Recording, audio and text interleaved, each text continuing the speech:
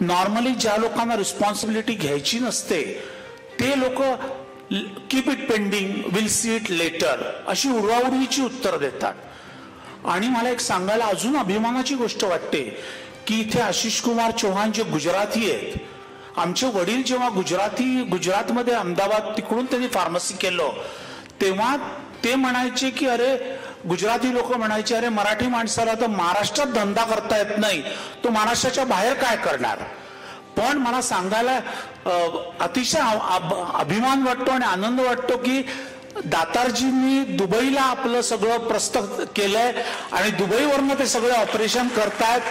म्हणजे आता त्यांचा किती ठिकाणी एक्सपोर्ट होतो मला माहित नाही, पण हे परदेशात जाताना आपल्याला बऱ्याचशा गोष्टी बरंच काही सांगून जातात.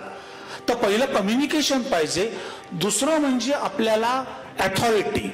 सी झाला CAT मधलं दुसरं अथॉरिटी. आता अथॉरिटीच आपण एक्झाम्पल बघितलं तर आपण जेव्हा एखाद्या केमिस्ट शॉपमध्ये जातो आणि सांगतो की मला पेन किलर कुठची तरी एक पेन किलर द्या, तो कस्टमरकडे बघत पण नाही, ड्रॉअर मधनं 5-10 रुपयाची स्ट्रिप काढतो आणि त्या कंझ्युमरच्या हातात ती गोळी ठेवतो, तो निघून जातो कंझ्युमर. त्याने तो सॅटिस्फाईड होत नाही. त्याच्यानंतर तो जनरल फिजिशियनकडे जातो. जनरल फिजिशियन ऍटलिस्ट त्याला स्टेथोस्कोप लावायची तरी तसदी घेतो, त्याच्याशी 2-3 मिनिटं काय ते बोलतो, त्याची 100-200 रुपये फी घेतो, आणखी कदाचित त्याला त्याच गोळ्या देतो आणि त्याला मोकळं करतो.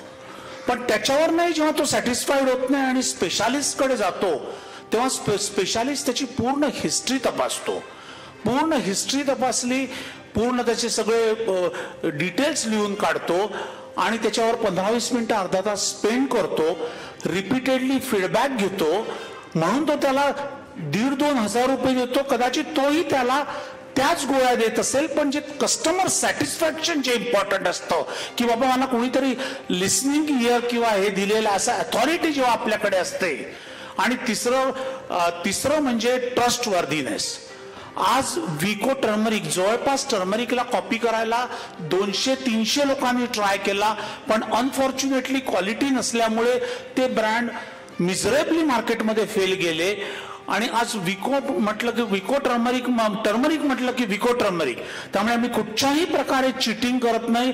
सँडलवूड ऑइल घातलं म्हणतो तर 75,000 रुपये किलोचं सँडलवूड ऑइल घालतो. मित्रांनो, आपण असेच पर्सिस्टंटली ठेवाल. इंटेलिजंट लोकांचं आपल्याला सहाय्य आहेच. परदेशात जाऊन सुद्धा आपण धंदा करू शकता. हे जेव्हा तुम्ही दातार साहेबांकडनं हे करता तेव्हा मराठी माणसाला काहीही अशक्य नाही. पुन्हा जोरदार टाळ्या वाजवून अमित बागवे आणि रचना बागवेंचं थँक्यू व्हेरी मच.